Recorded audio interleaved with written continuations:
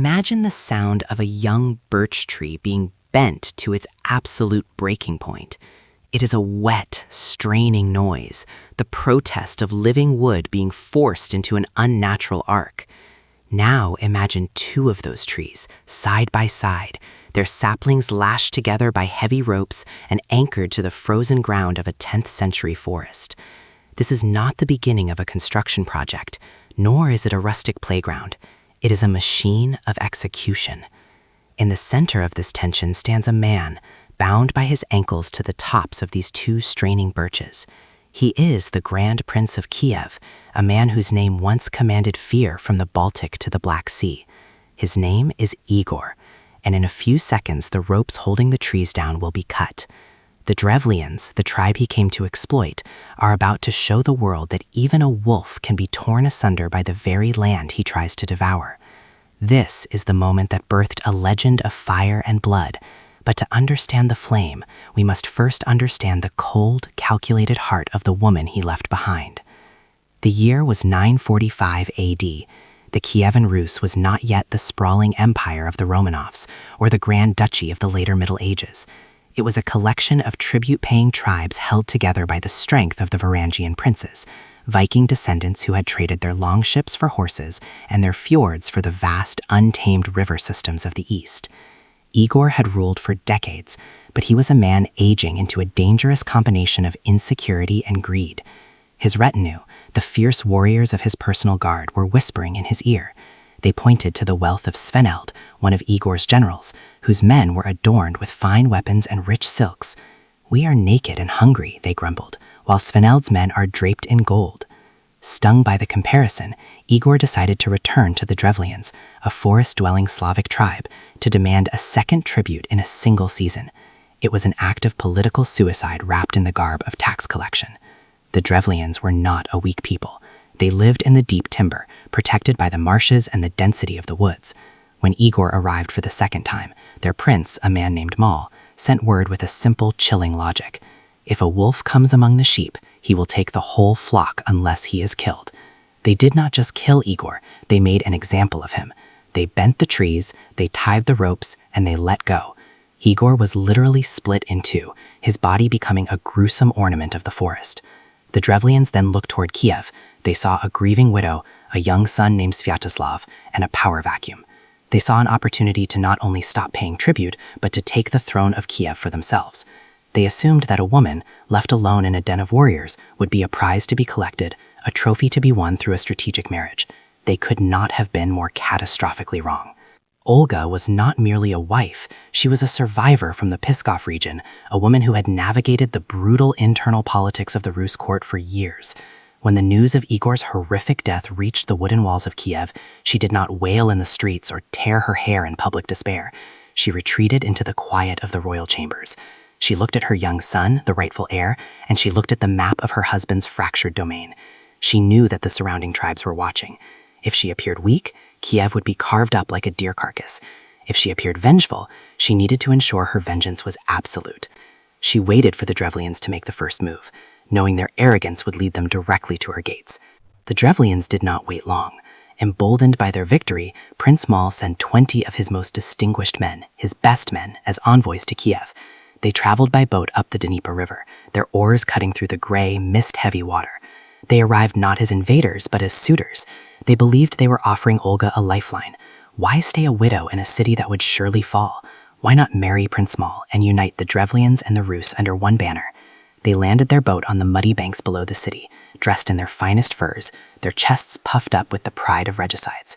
They were led up to the presence of Olga, who sat upon her throne with a face as cold and unreadable as the winter ice. "Your husband was like a wolf," the envoys told her, their voices echoing in the hall. "He plundered and robbed, but our prince is good. He has preserved the land of the Drevlians. Come and marry our Prince Mal. Let there be peace between us." The court of Kiev held its breath. The warriors looked to their princess, expecting a call for their swords, a demand for the heads of these messengers. Instead, Olga smiled. It was a thin, terrifyingly pleasant smile. "Your proposal is pleasing to me," she said softly. "Indeed, my husband is dead, and I cannot bring him back. I wish to honor you in the sight of my people tomorrow. Go back to your boat and rest. In the morning, I will send for you. When my men come, tell them, we will not ride on horses, nor will we walk on foot. Carry us in our boat. It will be a sign of your great status." The Drevlian envoys were delighted. They felt they had conquered Kiev without firing an arrow. They returned to their vessel, laughing and drinking, dreaming of the power they would soon wield as the advisors to the new king of the Rus. They slept soundly, tucked into their furs, while above them in the city, the sound of shovels hitting earth began. Olga had commanded a massive ditch to be dug in the middle of the palace courtyard. It was deep, wide, and dark, a rectangular wound in the soil of Kiev. All through the night the servants labored under the flickering light of torches, moving the earth until the pit was ready. As the sun began to bleed over the horizon, casting long, pale shadows across the Dnieper, Olga sent her messengers to the riverbank. "Our princess calls for you," they announced. The Drevlians, nursing their pride and perhaps a slight hangover, remembered Olga's instructions. "We will not ride on horses, nor will we walk on foot. Carry us in our boat."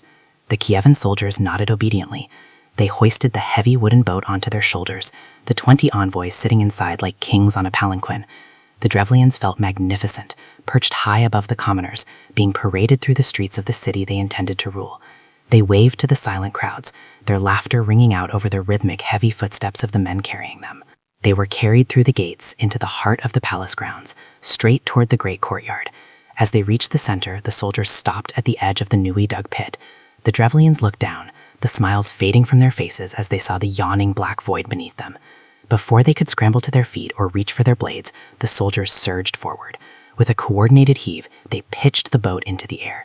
The envoys cried out as gravity took hold, and the heavy wooden vessel, filled with 20 of the Drevlians' finest men, crashed into the bottom of the ditch. Olga walked to the edge of the pit and peered down at the tangled mess of limbs and broken wood. The Drevlians were trapped, the high, steep walls of the ditch offering no purchase. She leaned over the precipice, her shadow falling over the terrified men below. "Is this honor to your taste?" she asked, her voice devoid of emotion. Without waiting for an answer, she signaled to her servants. The mounds of earth that had been piled high beside the pit were shoveled back in. The Drevlians screamed, they begged for mercy, they clawed at the falling dirt, but the Kievan people worked with a grim, silent efficiency. The sound of the shovels replaced the sound of the screams, until there was nothing left but a flat, silent patch of fresh earth in the middle of the courtyard. The first act of revenge was complete, but for Olga, 20 lives were a mere pittance for the soul of her husband. She turned to her scribes and ordered a message to be sent back to Prince Mal, the first lie of many that would lead his entire nation into a furnace of her making. Beneath her feet, the earth was still settling, but her heart was already miles away, planning the next step of an escalation the world would never forget. The best men were dead, and now she wanted the rest. This was only the beginning of the end for the Drevlians, and the fire had not even been lit yet. The messenger departed Kyiv under a sky the color of a bruised plum, carrying a parchment that bore the weight of a kingdom's doom. Olga stood on the ramparts, her eyes fixed on the horizon, until the rider was nothing more than a speck of dust swallowed by the vast rolling steppes. She had phrased her request with a surgeon's precision, appealing to the one thing she knew Prince Mal possessed in abundance: vanity. Her letter had been humble, almost submissive. She told him that the first embassy had been received with all the honor due to them, but if she were to leave her people and travel to a new land to become his bride, she could not do so under the protection of mere commoners. She requested that Mal send his most illustrious men, the elders, the governors, the very pillars of Drevlian society, to escort her back to their capital of Iskoristan. She claimed that the people of Kyiv needed to see the greatness of their future masters to be pacified. It was a masterpiece of manipulation, a lure baited with the promise of absolute validation. In Iskoristan, Prince Mal received the news with a roar of laughter that echoed through his timbered halls. He saw Olga's request not as a strategy, but as a surrender. To him, she was a widow drowning in the reality of her isolation, a woman who realized that a city without a king was a body without a head. He did not question the absence of his first 20 messengers. He simply assumed they were being feasted and entertained in the Kievan style, perhaps already drunk on the wine of their success. Mal summoned the cream of his nobility, the boyars who advised his counsel, the venerable elders whose words carried the weight of law, and the wealthiest landowners whose influence stretched to the borders of the Byzantine Empire. These were the men who had whispered in Mal's ear that Igor was a weakling. These were the men who had cheered when Igor was tied to the birch trees and torn asunder. Mal sent them forth in a glittering parade of arrogance, draped in heavy sables and adorned with silver, believing they were marching toward a wedding. They were in truth marching toward a pyre. When this second, more prestigious embassy arrived at the gates of Kyiv, the atmosphere was markedly different from the first. There were no pits in the courtyard, no visible signs of the earth having been disturbed. The city was quiet, draped in a deceptive serenity. Olga met them not on a throne, but at the entrance to the royal bathhouse, a large and sturdy structure of seasoned pine. She appeared before them with her head bowed, her voice soft and heavy with the exhaustion of mourning. She told them that her heart was finally at peace, knowing that men of such high standing had come for her. But she added with a flicker of practiced concern, they had traveled far. The dust of the road was upon their fine clothes, and the sweat of the journey clung to their skin. It would be a stain upon her honor, she insisted, if they did not first cleanse themselves in the heat of the banya before they sat at her table to discuss the future of their two nations. The Drevlian lords, feeling the full weight of their self-importance, found the suggestion entirely appropriate. They were, after all, the best men of their tribe, and they would not deign to feast with a queen while smelling of horseflesh and trail grit. They stripped themselves of their embroidered tunics and their heavy rings, leaving their weapons in a heap outside.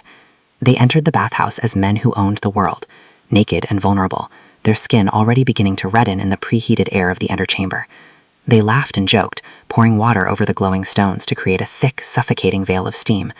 They reveled in the luxury, unaware that while they enjoyed the heat, Olga's servants were moving with a terrifying silent speed. Heavy oak beams were slid into place across the exterior doors, barring them with the strength of iron. Bundles of dry straw, soaked in pitch and tallow, were piled high against the wooden walls. Olga stood a short distance away, a torch flickering in her hand. The orange light played across her features, casting long dancing shadows that made her look like an ancient deity of retribution. She did not hesitate. She lowered the torch to the straw, and the fire took hold with a hungry, predatory roar. The seasoned pine of the bathhouse, dried by years of use, caught instantly. Inside, the laughter died first.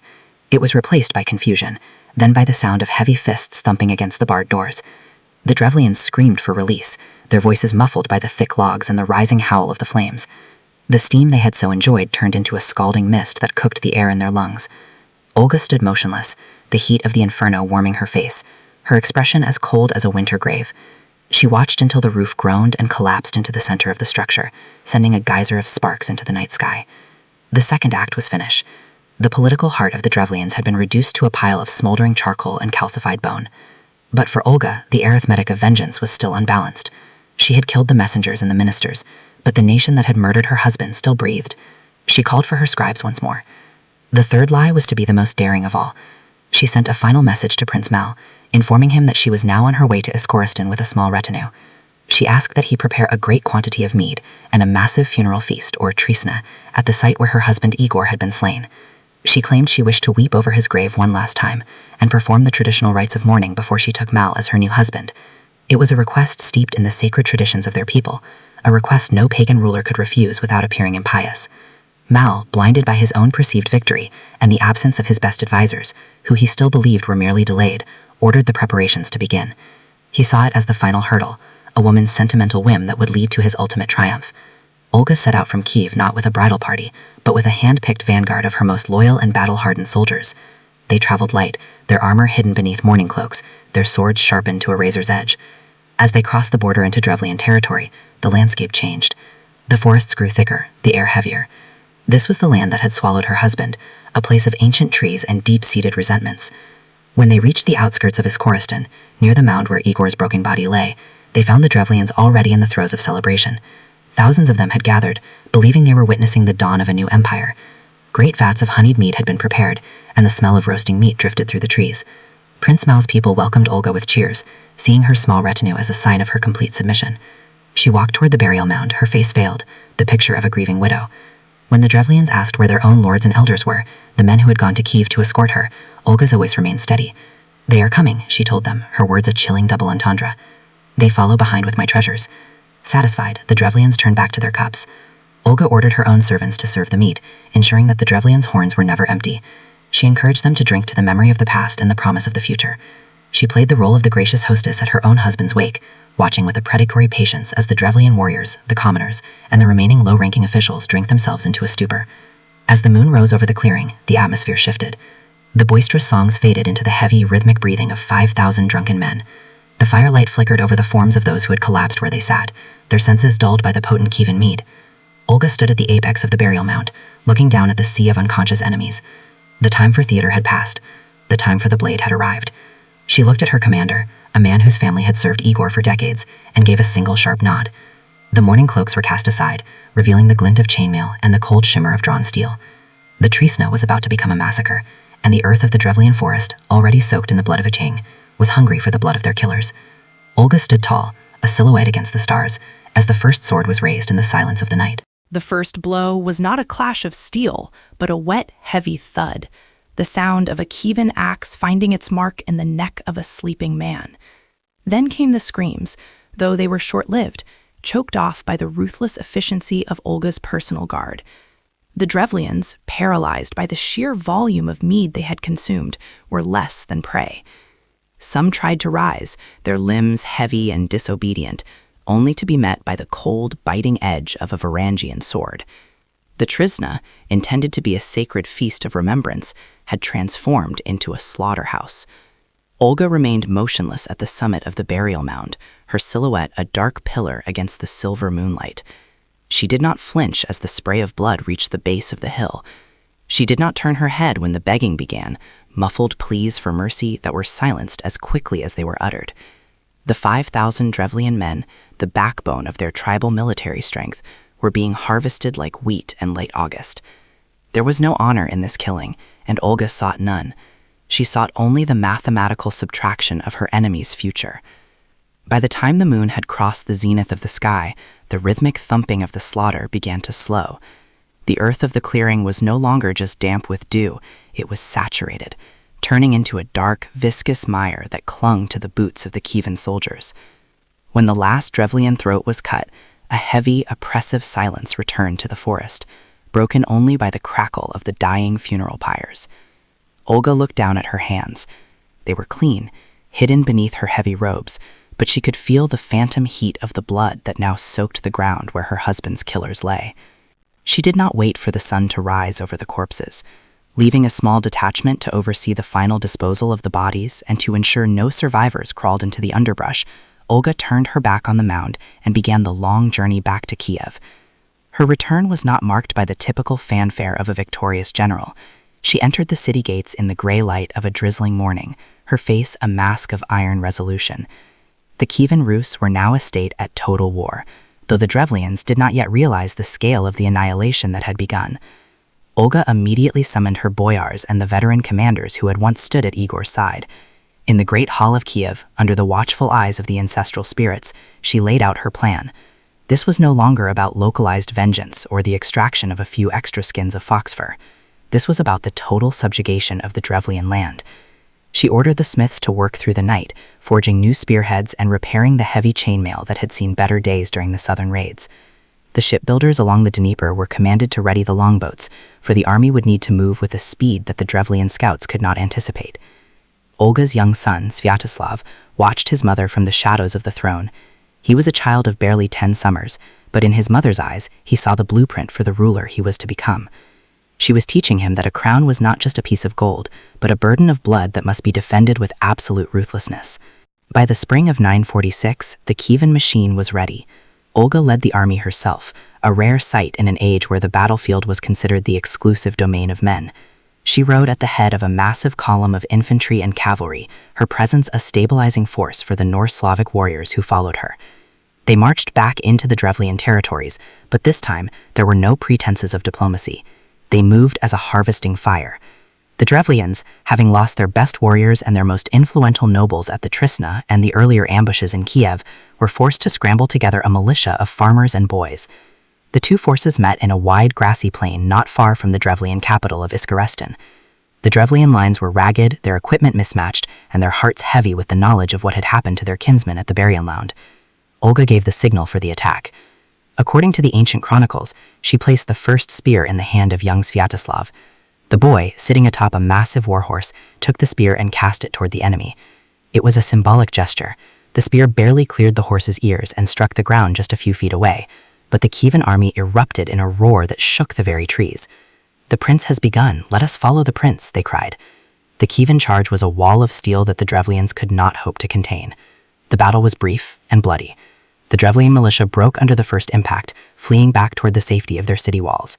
Olga did not order a pursuit of the fleeing stragglers. She knew where they were going. She marched her army to the gates of Iskarestan and settled in for a siege. The city was a fortress of heavy timber, built upon a rocky outcrop that made a direct assault a suicidal prospect. The Drevlians looked down from their ramparts and saw the endless rows of Kievan tents, the smoke of 1,000 campfires, and the cold, patient eyes of the princess who had outmaneuvered them at every turn. The siege lasted for the entirety of the summer. Olga's strategy was one of psychological and economic attrition. She prevented any supplies from entering the city, and she burned the surrounding fields so that there would be no harvest to sustain the Drevlians through the coming winter. Inside the walls, hunger began to gnaw at the inhabitants. They waited for Olga to demand their heads or their gold, but she remained silent, watching the walls day after day from her command tent.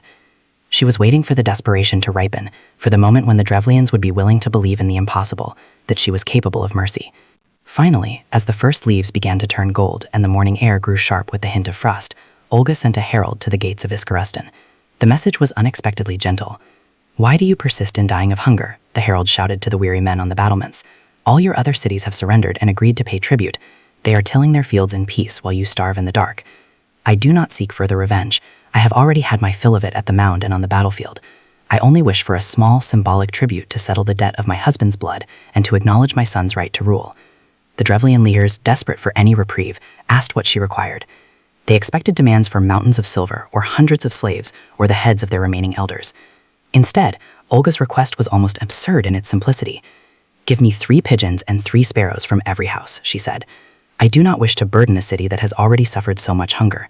These birds will be enough to show your submission." The Drevlians were stunned. They laughed in relief, thinking that the long siege had perhaps softened the princess's mind, or that she was simply weary of the war. They spent the evening catching the birds that nested in the eaves of their homes and the rafters of their granaries. They crated them up and sent them out to the Kievan camp, believing that by morning, the army would be gone and their lives would return to normal.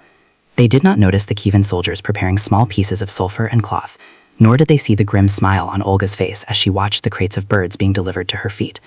The sun set on Iskarestan for the final time in peace, the people within its walls sleeping with the false security of those who believe they have survived a storm, unaware that the true fire was only just beginning to stir. The birds chirped and fluttered in their wooden cages, a frantic, rhythmic sound that filled the Kievan camp as night fell. Olga stood before the crates, her eyes reflecting the orange glow of the watchfires. She looked at her commanders, the men who had seen her transform from a grieving widow into a legendary architect of ruin. The plan was as elegant as it was horrific, a perfect synthesis of the Drevlians' own architecture and their misplaced hope. She reached out and touched the wooden slots of the nearest cage, feeling the vibration of 100 tiny hearts beating in terror. To the Drevlians, these birds were a pittance, a minor sacrifice to end a year of starvation. To Olga, they were the delivery system for a city's destruction. She gave the order for the sulfur to be readied. The final act of her vengeance was no longer a matter of swords or spears. It was a matter of chemistry and the homing instincts of creatures returning to their nests. The night air was still. The wind hushed as if waiting for the first spark. Olga looked toward the dark silhouette of the city, her heart as cold as the stone of the Dnieper. The Drevlians had thought her weak for asking for birds, but they had forgotten that the smallest things often carry the greatest weight of doom. With a single, sharp command, she signaled the beginning of the end. The torches were brought forward, and the soldiers began the delicate, deadly work of preparing the tribute for its return flight. The destiny of Iskarestan was now tethered to the wings of the very birds its people had handed over in a desperate bid for life. The debt of Igor was about to be paid in full, in a currency of ash and flame that would be remembered for 1,000 years. The first bird was lifted from its cage, its small body trembling in the soldier's grip. Olga watched as the sulfur-soaked rag was tied to its leg, a tiny, inconspicuous burden that carried the potential for an inferno. She did not flinch, no flicker of doubt. The city of Iskarestan had stood as a monument to her husband's murder, and tonight that monument would fall. The sky over the Kievan camp began to fill with the sound of thousands of wings, a dry rustling noise that sounded like the turning of a heavy page in the book of history. The birds, released into the darkening sky, did what nature commanded them to do. They did not fly toward the horizon or the deep woods. They flew toward the only home they knew, the thatched roofs and timber eaves of the city they had just left. As the first sparks caught the dry straw of the city's dwellings, Olga stood in the silence of the camp, watching as the horizon began to glow with a terrible, unnatural light. The time of the siege was over. The time of the fire had come. The city of Iskarestan, the pride of the Drevlian people, was about to become a funeral pyre visible for leagues in every direction. Olga's vengeance, once a quiet ember of grief, had finally grown into a conflagration that would consume everything it touched, leaving behind only the blackened earth and the absolute authority of the Kievan Rus. The Drevlians had killed a king, but in doing so, they had given birth to a legend of iron and fire that would never be extinguished. As the first plumes of smoke rose into the midnight air, Olga closed her eyes for a brief moment, the screams of the city beginning to drift across the valley. The debt was being paid, the fire was her witness, and the history of her people was being rewritten in the ashes of her enemies. This was the true cost of challenging the Princess of Kiev. This was the final, fiery end of the Drevlian defiance. The night was no longer dark, it was as bright as noon, illuminated by the heart of a kingdom that had dared to cross the wrong woman. The birds had returned home, and they had brought the end of the world with them. The silence of the clearing was gone, replaced by the roar of the flames and the final dying breaths of the Drevlian dream. Olga of Kiev stood amidst the smoke, a figure of terrifying, incandescent power. The revenge was complete, the fire had won, and the world would never be the same. The birds continued to fly, their wings silhouetted against the orange sky, oblivious to the fact that they were the instruments of a goddess's wrath. The fire spread from house to house, from street to street, until the entire city was a single roaring furnace. Olga watched, and in the reflection of the flames in her eyes, one could see the birth of a new era. The Drevlians were gone. Kiev remained, and the princess was just beginning. The chronicles would say that not a house was left unburned, and that the smoke could be seen as The memory of the Rus was a landscape altered by that heat, a map redrawn in the color of cooling embers. The smoke of Iskarestin did not merely dissipate into the atmosphere, it settled into the very marrow of the Kiev Rus identity. Olga's return to the high walls of Kyiv was not a triumphant parade of noise, but a silent procession of absolute authority. The people watched her from the shadows of timbered houses, seeing not a grieving widow, but the architect of a new order. The Drevlians had been the first to learn that a vacuum of power is a dangerous thing, but Olga was determined that they would be the last. She understood, with a clarity that her husband Igor had lacked, that a kingdom built on sporadic raids and the whims of tribute was a kingdom waiting to burn. Vengeance had cleared the field, but it was governments that would sow the seeds of the future. This was the transition from the era of the Viking raider to the era of the Slavic sovereign, and Olga was the bridge across that turbulent water. She began the arduous, often tedious task of cataloging her realm. This was the boring work of empire building that followed the spectacular violence of her revenge. Olga instituted the first comprehensive legal and administrative reforms in Eastern Europe, a feat that arguably outweighed her military victories in historical significance. She established the pogosti, administrative centers that served as fixed points of tax collection and judicial authority. No longer would the Grand Prince be forced to wander the dangerous, trackless forests at the mercy of disgruntled tribes to collect the poliudi. Instead, the tribute would flow to these designated outposts, creating a predictable, regulated system of revenue that formed the skeletal structure of a centralized state. She divided the land into administrative units, appointed officials to oversee them, and created a code of law that replaced the chaotic blood feuds of the past with a structured, if still harsh, system of justice. These were the quiet victories of the quill and the ledger, the necessary follow-up to the firebirds of Iskarestin. Yet, as the years passed and her son Sviatoslav grew toward his majority, Olga found herself looking beyond the immediate concerns of tax and territory. She was a woman who had seen the absolute limit of what pagan vengeance could achieve. She had looked into the fire and found it wanting. The old gods of the Rus, Perun the Thunderer, Veles the god of the underworld, were gods of strength and cycle, of blood and betrayal. They were the gods who had permitted the death of her husband and the slaughter of thousands. Olga began to seek a different kind of power, one that was not rooted in the transient strength of the sword, but in the eternal stability of a divine order. Her eyes turned south, toward the glittering spires of Constantinople, the second Rome, where the emperor sat as the earthly reflection of a celestial king. In 957, Olga undertook a journey that would change the course of history for the entire Slavic world. She traveled down the Dnieper, navigating the treacherous cataracts that had claimed so many of her ancestors, and crossed the Black Sea to reach the Golden Horn. Her arrival in the Byzantine capital was a masterpiece of political theater. She did not come as a supplicant or a barbarian seeking scraps, but as a sovereign seeking parity with the most powerful empire on earth. The Byzantine court, famous for its labyrinthine bureaucracy and suffocating etiquette, attempted to overawe her with its splendor. They showed her the mechanical lions that roared at the foot of the throne and the hidden organs that filled the air with celestial music. Olga remained unimpressed. She had seen the world burn. She was not frightened by clockwork. The Emperor Constantine VII Porphyrogenus was struck by her intellect, her poise, and the formidable reputation that preceded her. According to the primary chronicle, the emperor was so captivated that he offered her hand in marriage. This was a moment of supreme peril for the Rus state.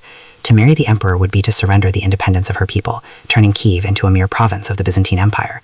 But Olga, the woman who had buried messengers alive and outwitted the Drevlian elders, was not to be outmaneuvered by a man in a silken robe. She responded with a cleverness that matched her previous ruthlessness. She reminded Constantine that she was a pagan and he a Christian, and that it would be improper for them to wed unless he first baptized her.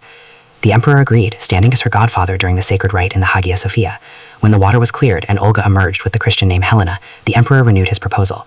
Olga smiled with the same cold, analytical precision she had shown in the forest of the Drevlians. "How can you marry me?" she asked, "now that you have become my godfather and called me your daughter? Such a thing is forbidden by Christian law, as you yourself well know." The emperor, outplayed at his own game of theological and political chess, could only marvel at her wit. He showered her with gifts, gold, silver, and fine silks, and sent her back to Kyiv not as a bride, but as an equal. Olga returned to her capital a changed woman, at least in name and ritual.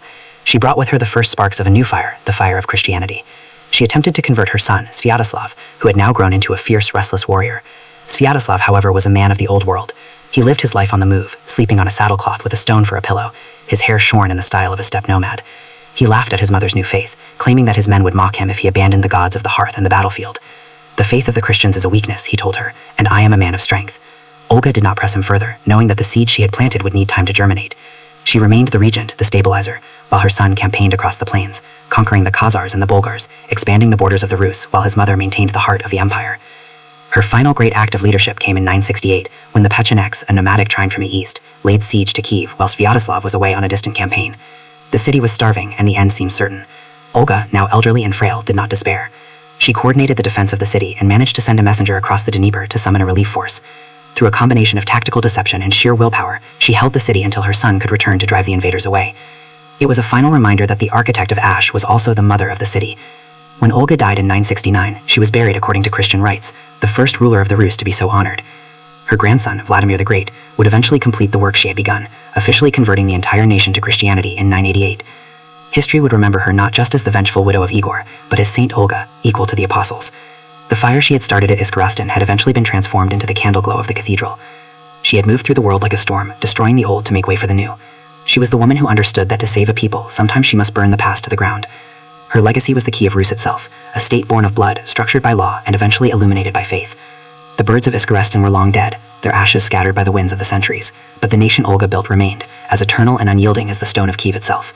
She had been the flame that purified the wilderness, the hand that wrote the first laws, and the soul that sensed a higher calling. In the quiet halls of history, her name echoes not as a scream of vengeance, but as the foundational whisper of a civilization that would endure for 1,000 years. The story of Olga is a testament to the fact that history is rarely simple, and that those who are remembered as saints often began their journey as the most terrifying of sinners.